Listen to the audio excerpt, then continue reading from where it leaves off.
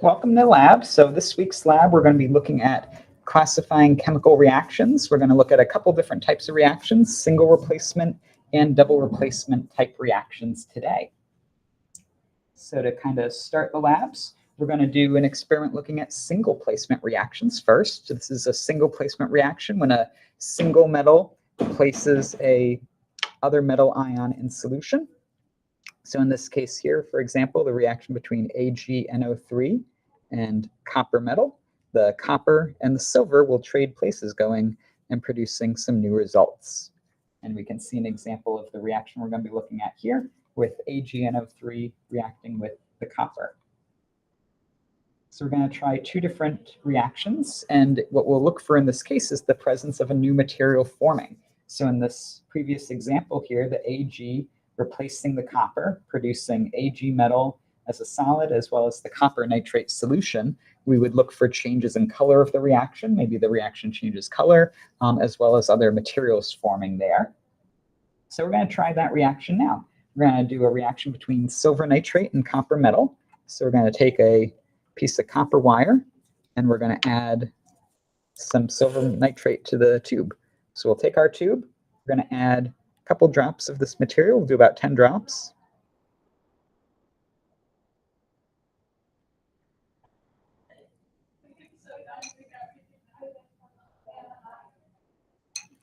So we got 10 drops there of that, and then we're going to add our copper wire as well. So I'm going to grab a piece of the copper wire from the tube.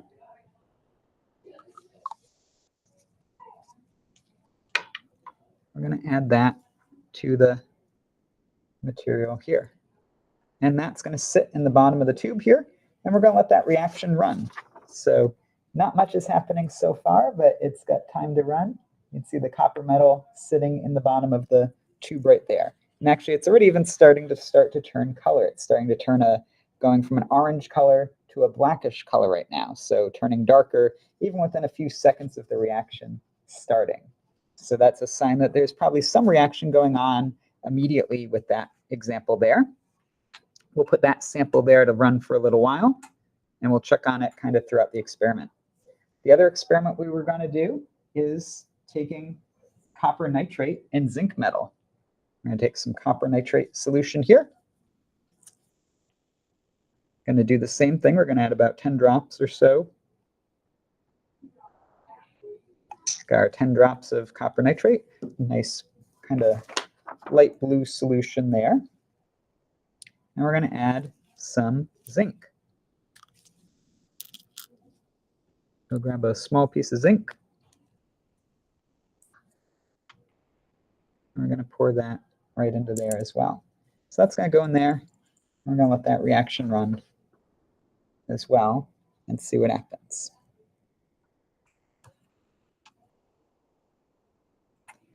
So we got our two reactions going on right there. So kind of continuing on to the next part of the experiment, we're going to look at, those are single replacement reactions. And we can check on our piece of copper while we're there too. So the copper solution already is starting to show some results. We can already see that there's some material accumulating on the side, and that the material is starting to form another reaction there. We can see material forming, leaving solution and accumulating around the wire, and that's the silver metal accumulating around the copper. The silver metal and the copper are trading places. There's a replacement reaction occurring there with those reactions. So we can see the result of that reaction right there. You can see the copper is more orange on top, and then it changes color to these other material, kind of a black and even almost silver color on the bottom. And you can even see the silver metal accumulating on the bottom of the tube as well, around the copper right there. So that's a positive result for that one. Other one, not much going on so far.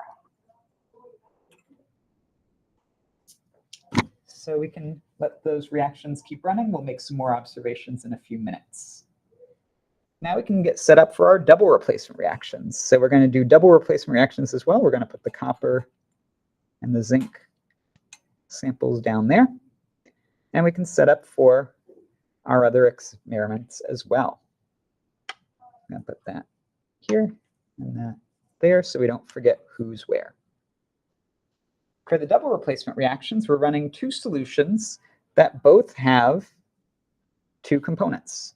So for example, NaOH reacting with copper nitrate, CuNO3. In that case there, the copper and the sodium will trade places. So we'll go from having CuNO3 and NaOH to CuOH and NaNO3 if a reaction happens. So let's do that for each one of these experiments as well. So we got 6 tubes. We're going to set up each one of these experiments to have their right components. So we're going to start with our copper experiment first. We're going to put some drops of the copper sample in, and then we're going to put the other sample as well. So we're going to have both pieces added right there. So we're going to start by adding drops of one material and then the other. Set up a little grid. We're going to have copper nitrate in 2 tubes. We're going to have silver nitrate in 2 tubes. And we're going to have iron nitrate in 2 tubes. And then mixing those together, we're going to have NaOH, NaOH, and NaOH in the first 3.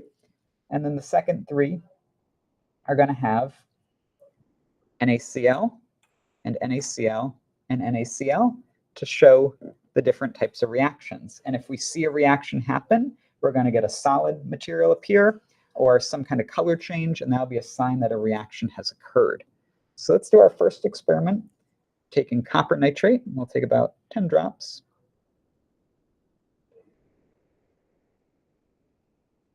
So we got our copper nitrate there, and we're going to add a few drops of NaOH. And right away, when we add that, we get a solid material start to form right away. So that's a sign that there is a reaction happening in that first tube. We can see there's material accumulating on the side. We have a solid that shows up. We have a cloudy material also. That's a sign that a reaction is happening in that experiment there. So if we were to look at this experiment here, we could see solid material accumulate on the side. We see material sticking to the side. We can also see solids accumulating inside, and we can see how it's gone from a colorless, clear solution to one that has more of a solid appearance to it. So if we were to kind of compare the two sample before versus the sample afterwards. And we can also see all this material accumulating on the side as well. That's a sign that there is solid material forming from this reaction occurring right there. So we have positive results from that experiment there for one. We'll see if the other one forms a positive experiment as well. So we're going to take some copper nitrate again. Put some of that in. And the next experiment, we'll take the NaCl as the component, and we'll see if we get a replacement reaction there. And in this case, very little is forming. No reaction. Solution stays the same color. Nothing occurring with that reaction there. So one positive result for the copper with the NaOH, but a negative result for the copper with the NaCl. And you can see the accumulation of stuff on the side right there sticking. That's some solid material that's appearing from that reaction showing up on the top right there. So one positive result and one negative result. And we can work our way to the next reaction, looking now at the silver nitrate reaction. So let's put 10 drops in both of those so we have something to compare to. And we'll go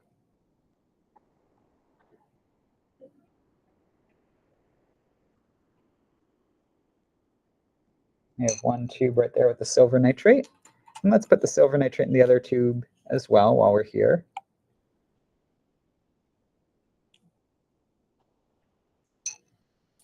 So we can do that. And now we're going to add our NaOH. And when we do that, we immediately get that formation of a solid material happening. So that's a good sign that something is going on. You can see a new color forming. You can see this kind of darker material forming as well. Some solid happening. So there's a positive reaction with that one. And then our second reaction, going with the NaCl, also forms a cloudy white material. So getting positive results for both of those reactions as well. So positive result for that experiment as well, kind of forming a cloudy white substance there.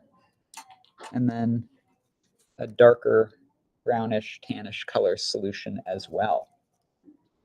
So two positive results for the AgNO3, both with NaOH and with NaCl. And for our last experiment, we're going to look at the iron nitrate, FeNO3. So we have our iron nitrate. I'm going to put about 10 drops or so just to give enough to see what's going on. Got like a pale yellow kind of colored solution here. For the other one as well. And actually, before we do the second step of that one, let's check on our other samples instead.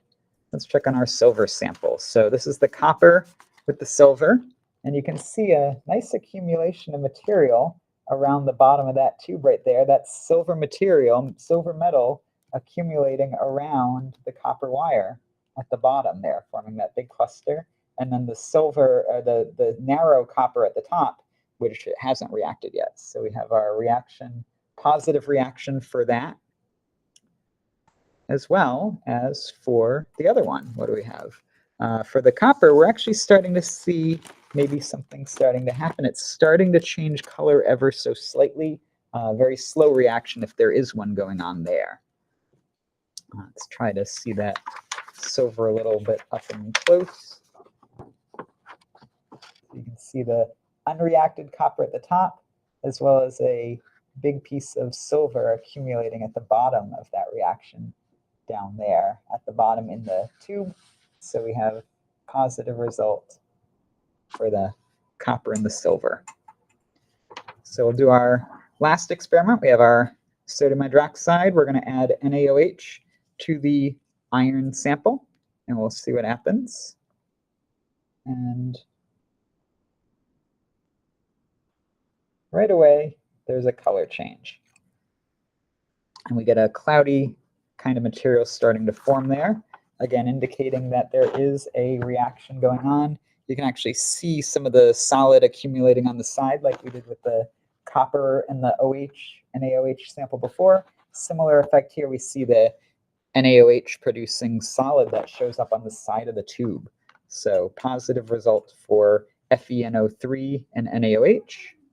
And our second sample that we're going to try this with is with the NaCl. And nothing seems to be happening. Colors are not changing. Solution's not changing. Pretty clear solution. We can see right through it. So no reaction there. Comparing that to a positive reaction. So positive reaction and a negative reaction. Side by side, kind of showing it with the dark background as well. So you can see the light from the first one. You can see the other one's blocking the light. This one's still, nothing happened there. So those are our 6 different results for our experiment here.